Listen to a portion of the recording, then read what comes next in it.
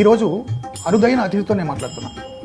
అతడు అనేక యుద్ధముల ఆరితేరిన యోధుడు. సర్వనాశనమైపోయిన రాష్ట్రాన్ని పునర్నిర్మించాలనే ఒక సంకల్పంతో జైలు గోడల్ని బద్దలు కొట్టుకుని బయటకు వచ్చిన చంద్రబాబు నాయుడు ఈ రోజు దేశంలో అమలవుతున్న అనేక పథకాలకు ఆయనే ఆవిష్కర్త, సంపద సృష్టికర్త, సంక్షోభాలను అవకాశాలుగా మలుచుకునే అపర చాణక్యుడు. సైబరాబాద్ సృష్టికర్త, అమరావతి రూపశిల్పి, క్లైమర్ మైన్స్ ని సైతం భయపెట్టినటువంటి నాయకుడు, రాజకీయ దురంధరుడు, 50 సంవత్సరాల సుదీర్ఘ రాజకీయ అనుభవం ఉన్న రాజనీతిజ్ఞుడు. సాధించిన విజయాలు ఆయన కెరీర్ లో చాలా ఉండొచ్చు, కానీ ఈ ఏడాదిలో ఏం సాధించారనేది చాలా ముఖ్యం. ఊపిరి సలపని స్థితిలో రాష్ట్రం గుడ్లు తేలేసిన పరిస్థితిలో సంజీవిని లాంటి, లైఫ్ డ్రగ్ లాంటి, దివ్య ఔషధం లాంటి నారా చంద్రబాబు నాయుడు అనే నేను సీతారాం జయ సీతారాం, సీతారాం జయ సీతారాం, సీతారాం జయ సీతారాం, సీతారాం జయ సీతారాం. పైన పటారంలో నలటారం,